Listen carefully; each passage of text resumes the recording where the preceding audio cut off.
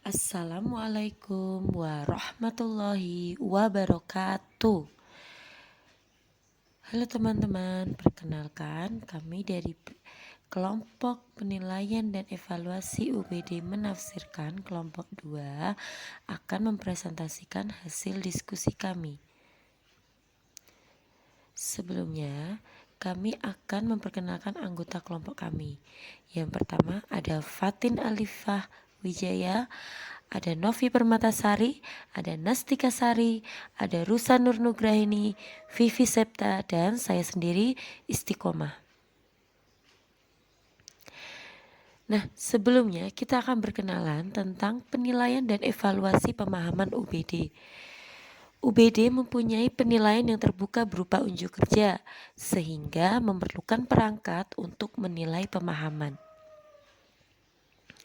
Proses evaluasi unjuk kerja peserta didik didasarkan pada penilaian melalui kriteria tertentu.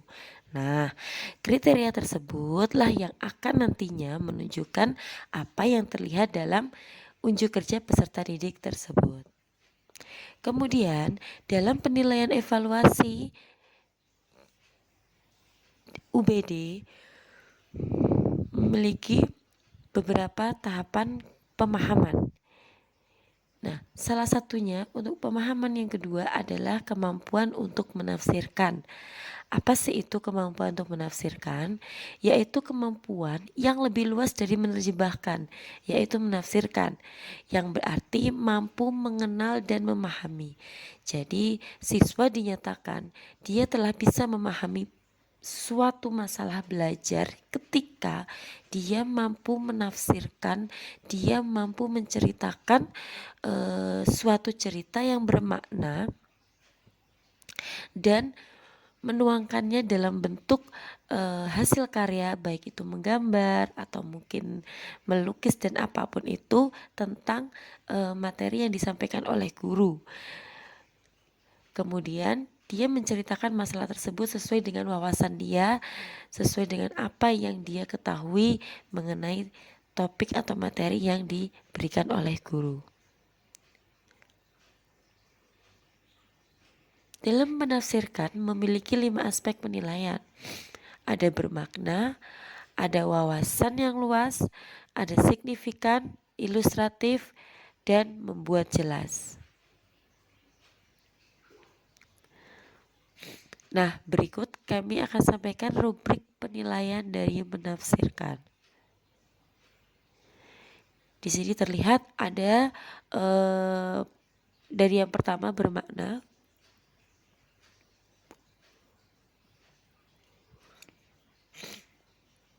Di situ kita melihat adanya skor penilaian dari yang kurang baik, baik, dan sangat baik. Nah, apa yang dikatakan dengan sangat baik? Peserta didik dikatakan dia mampu memberikan aspek penilaian bermakna sangat baik apabila mampu menyampaikan, menguraikan, menerangkan, dan menyimpulkan suatu materi dengan jelas dan tepat.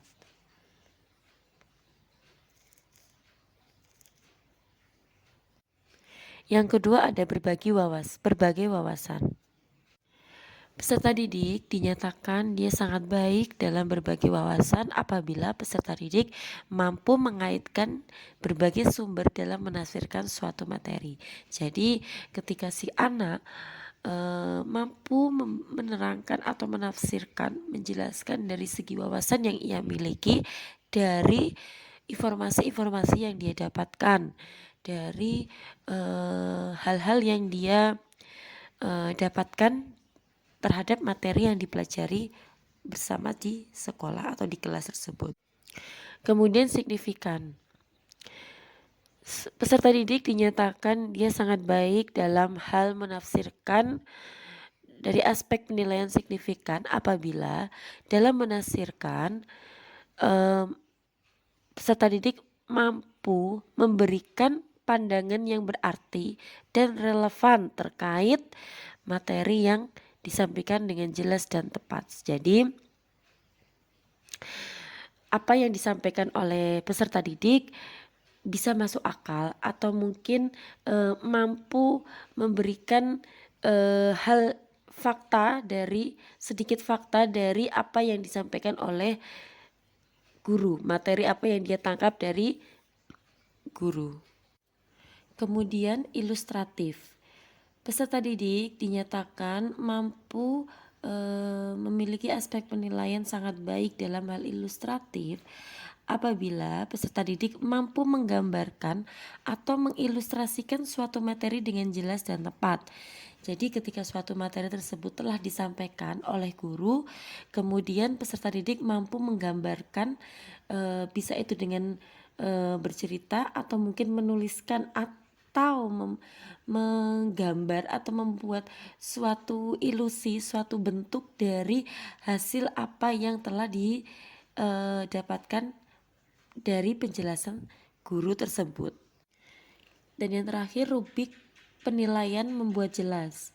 Nah, peserta didik bisa dikatakan dalam hal aspek penilaian membuat jelas sangat baik apabila peserta didik mampu menafsirkan suatu materi dengan jelas dan tidak menimbulkan penafsiran yang lain.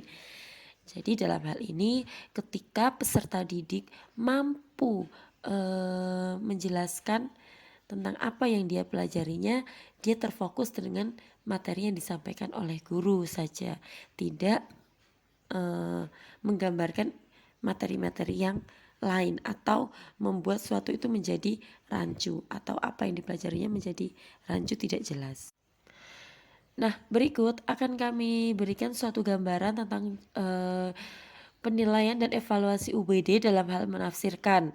Dalam hal ini dengan tema transportasi umum, topik bus dengan tujuan pembelajaran, anak mampu memaknai tentang transportasi umum. Yuk kita lihat bersama-sama.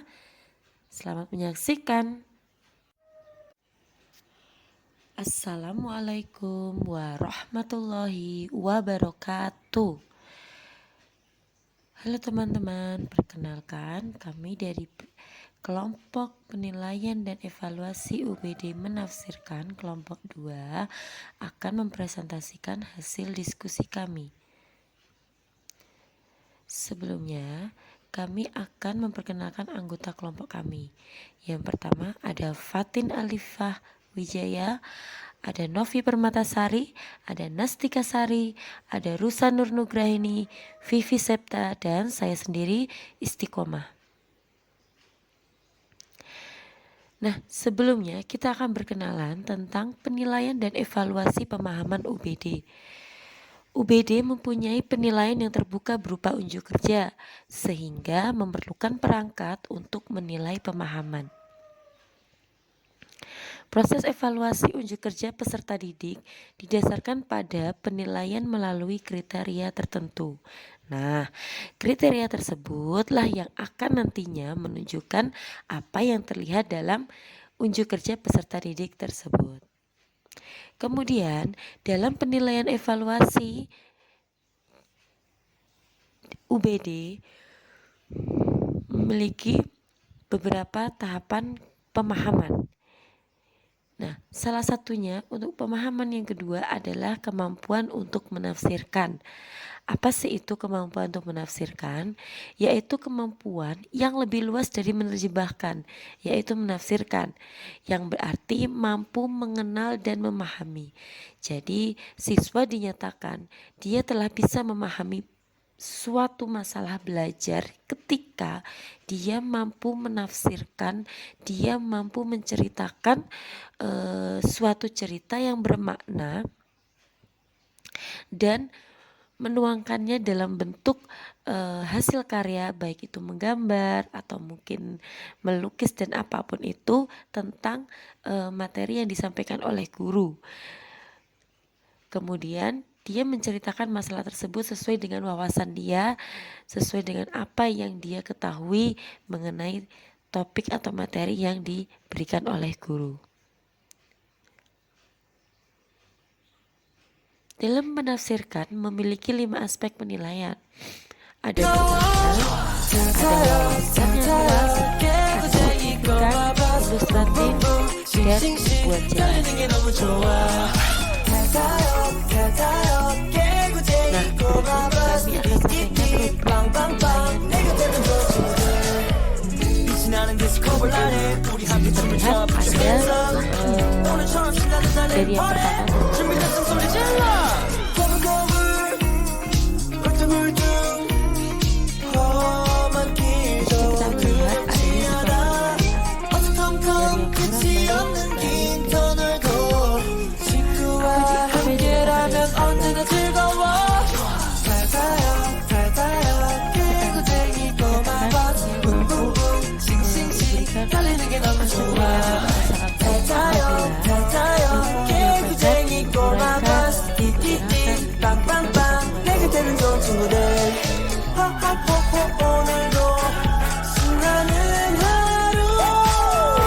yang kedua ada berbagi wawasan.